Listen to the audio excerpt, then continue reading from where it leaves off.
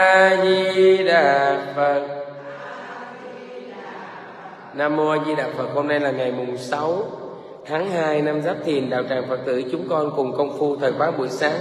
Mời quý vị cùng chúng con tu tập. Đại chúng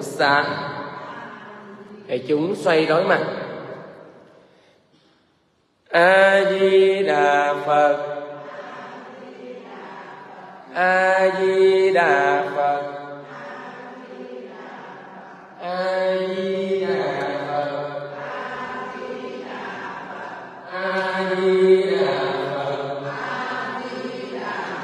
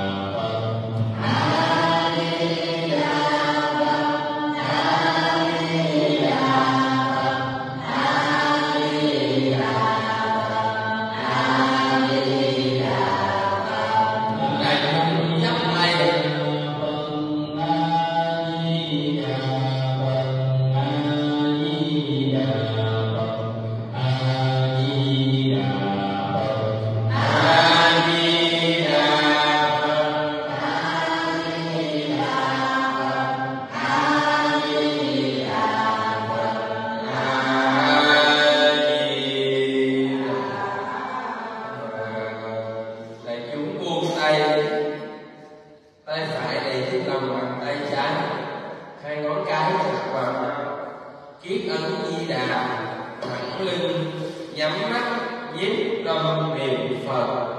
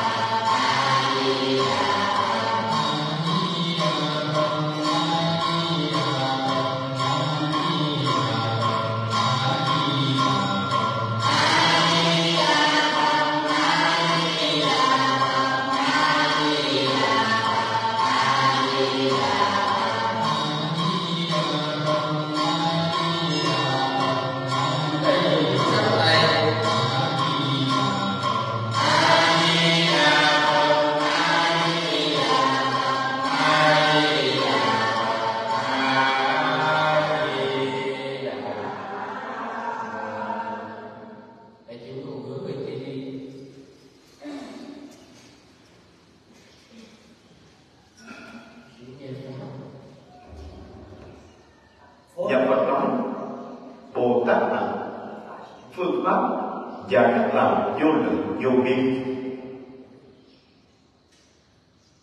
Nhưng quy nạp lại không phải bố thí.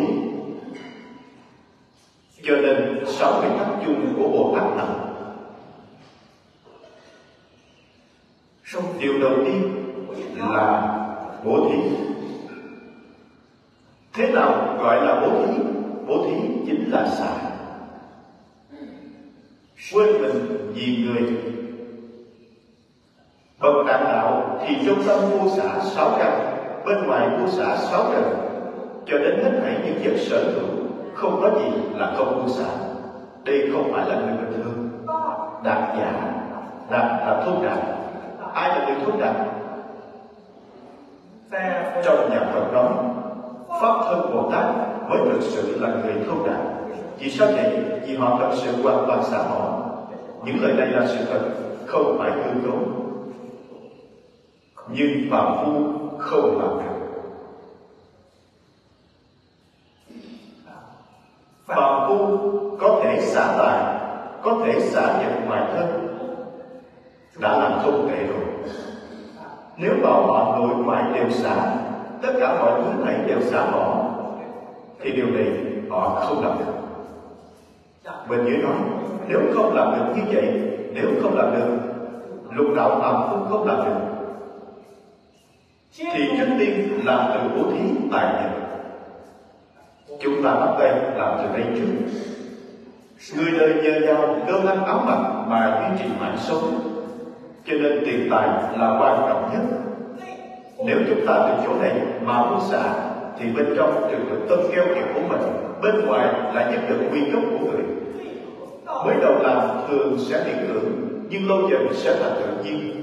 Bố thí là phương pháp hay nhất để dứt sạch ý niệm của mình, trừ đi sự bám chấp tham thiết. Cho nên Phật dạy người bắt đầu tu hành từ đâu? Từ bố thí. Tôi học Phật, người xuất gia tôi gặp lần đầu tiên là Ngài Sư Dương Gia. Câu đầu tiên tôi thỉnh giáo Ngài, tôi nói con biết Phật pháp rất hay, con rất muốn học. Có phương pháp nào khiến con nhanh chóng khế nhập được không? Đại sư Dương Gia nói với tôi, có. Nhìn thấu buông xuống.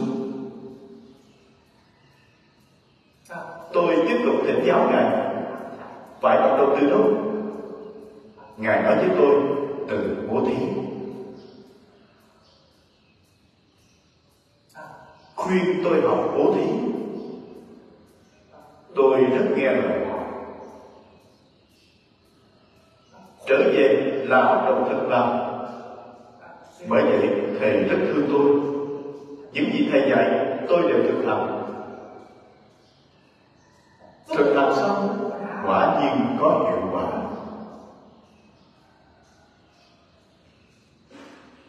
Trước tiên bắt đầu từ tài bố thí. Hiệu quả này là gì?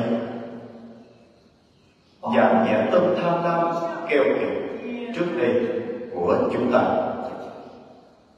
Đoạn đương nhiên không dễ, chỉ giảm nhẹ mà thôi.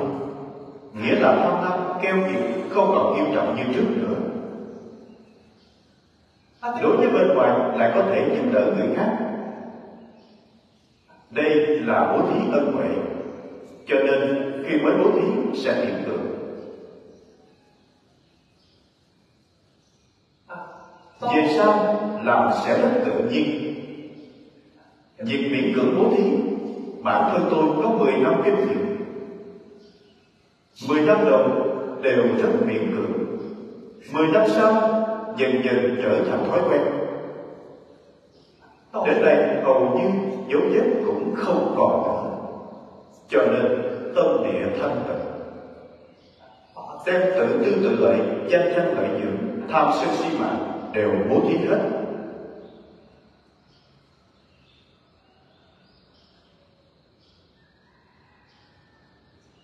Xem tiếp đoạn thứ 8 bên dưới. Thế nào là hộ trì chánh pháp? Chúng ta nói đến đây, đặc biệt hiện nay ở Trung Quốc, điều này rất quan trọng. Xã hội Trung Quốc hiện nay bị một số tà tri tà kiến, tà giáo nhiễu loạn khiến mọi người vô cùng nghi hoặc. Làm sao để phá trừ tà tri tà kiến? Làm sao để ngăn chặn tà giáo? Duy nhất chỉ có ngộ trì chánh pháp. Cổ nhân nói phá tà hiển chánh. Phá tà là mục đích. Làm sao để đạt được mục đích phá tà? Hiển chánh là chính xác. Hiển chánh mới có thể phá tà. Nếu như chánh không thể hiển thì tà chắc chắn không thể phá. Chánh pháp là con mắt sáng của chúng sanh muôn đời. Không có chánh pháp thì làm sao con người có thể tham gia giúp đỡ trời đất? Làm sao có thể giúp thành tựu vạn vật? Làm sao có thể thoát khỏi sự trói buộc? Làm sao có thể xây dựng thế gian thoát khỏi sanh tử?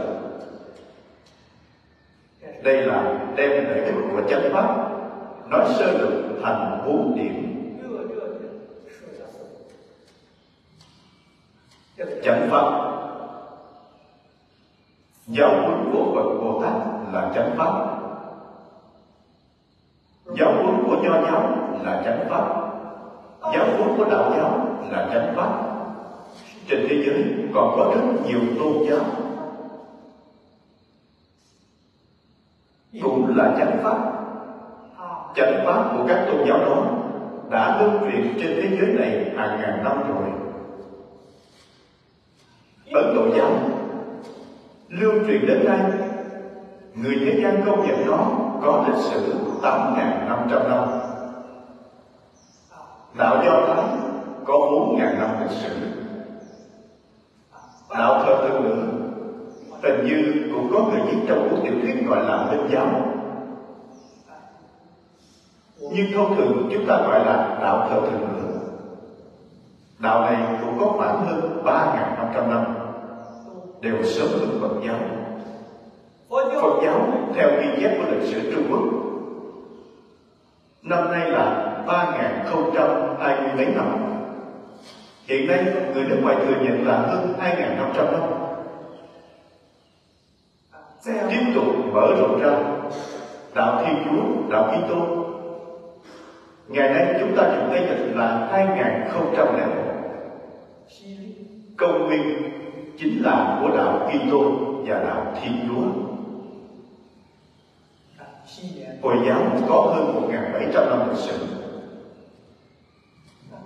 Đạo Sikh cũng có tới 600 đến 700 năm lịch sử.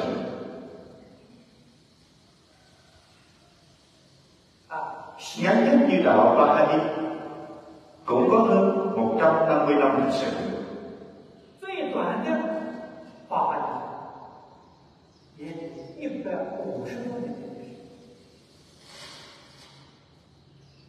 Chúng ta tỉ mỉ mà xem lịch sử càng lâu dài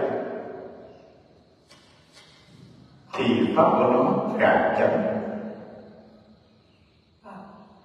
Truyền qua nhiều năm như vậy, nhưng rất nhiều người trên thế gian này vẫn xem nó là chân lý, học tập theo nó, y giáo phụng hành. Đây là chánh pháp. Nếu không có những chánh pháp này thì làm sao có thể tham gia giúp đỡ trời đất?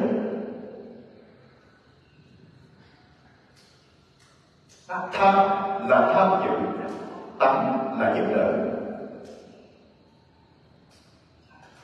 Ngày nay gọi là đại tự nhiên. Chúng ta làm sao để tham gia giúp đỡ đại tự nhiên này?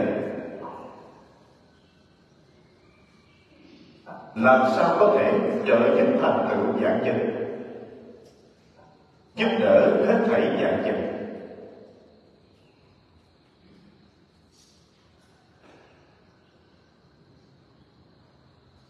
Đây đều là nói văn minh vật chất. Hai câu bên dưới là nói về văn minh tinh thần. Làm sao có thể thoát khỏi sự trói buộc, siêu phàm nhập thánh? Đây là cuộc sống tinh thần. Làm sao có thể xây dựng thế gian thoát khỏi sinh tử, xây dựng pháp thế gian và xuất thế gian.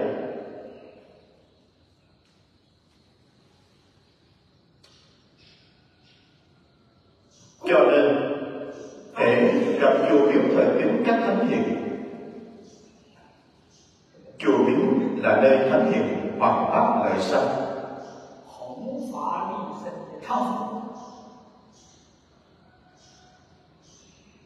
chúng ta nhìn thấy đạo tràng, nhìn thấy hình tượng của thánh hiền, kinh sách, điển tịch,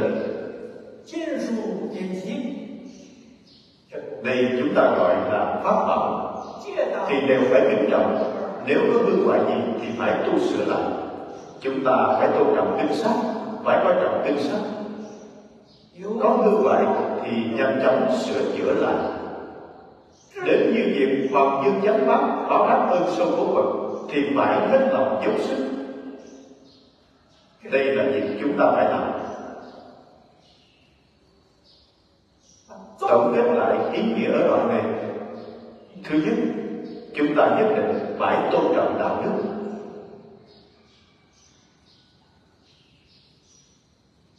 Đạo là con đường lớn, quang minh chính đại mà đời người cần phải đi.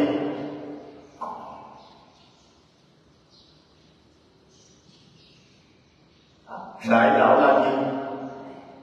Ngày nay chúng ta gọi là trật tự xã hội, trật tự gia đình. Giữa vũ trụ chúng ta biết rất nhiều tinh cầu trong hư không. Trái đất của chúng ta quay quanh mặt trời là có trật tự, không lộn xộn. Mặt trời chạy có trật tự quanh hệ ngân hà. Đây là trật tự tự nhiên, là thiên đạo.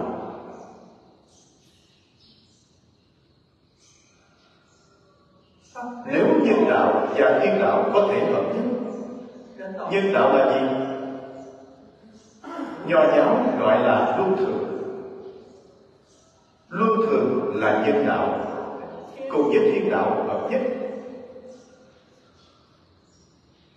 Vợ chồng, cha con, anh em, vua tôi, bạn bè có trật tự một chút cũng không loạn.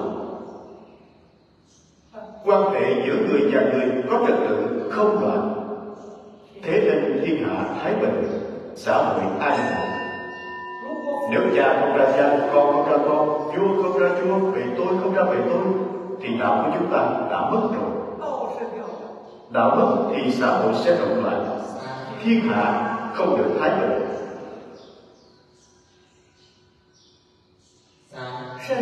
Giáo huấn của thánh nhân là dạy chúng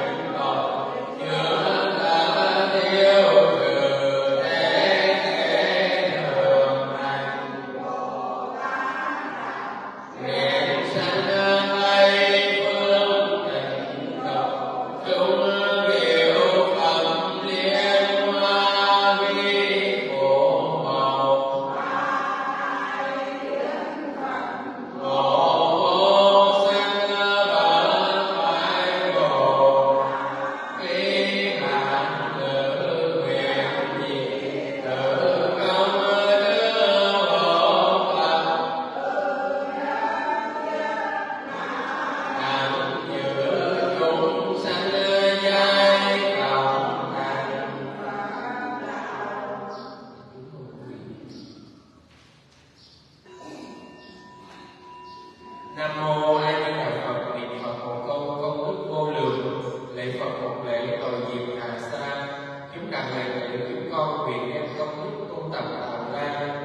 hồi hướng báo hiếu cầu an phụ mẫu sư trưởng quyến thuộc hiện đời, hưởng công đức này thân khỏe tâm an.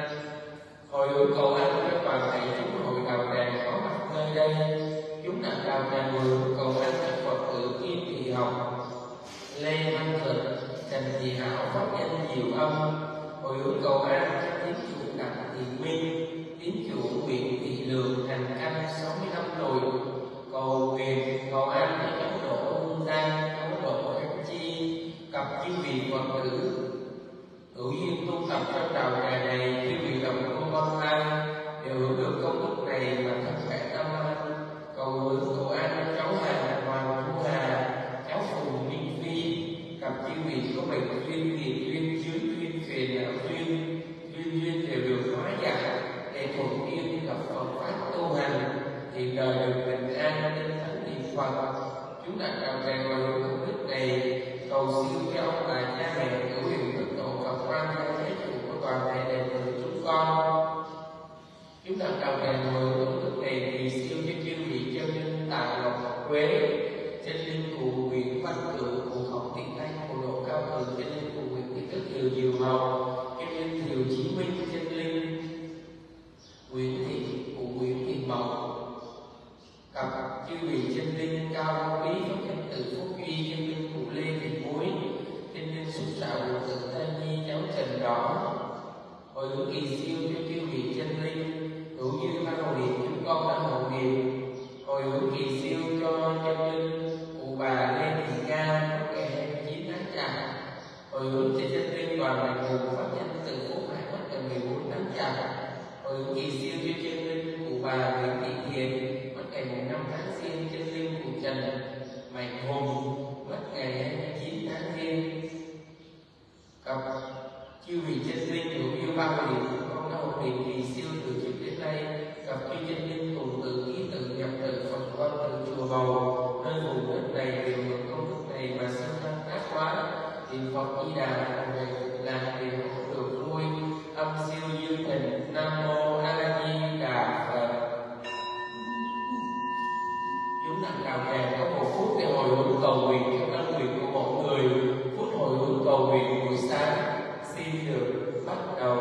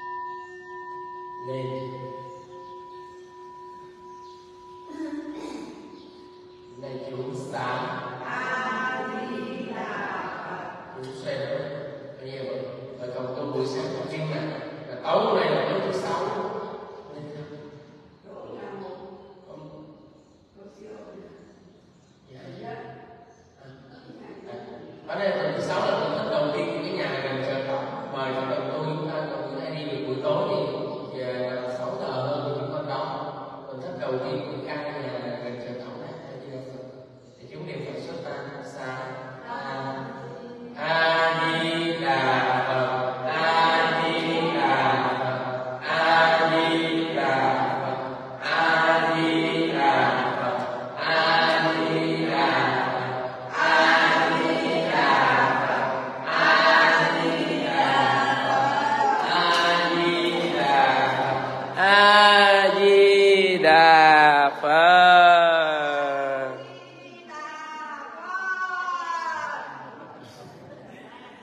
Anh Phong hôm nay không thấy anh Phong lên nhỉ? Hôm nay quên gọi anh Phong. Chào anh Phong nhé, chào cô Lan Ngô, chào chị Út nhé. Hôm nay anh Phong ngủ quên à?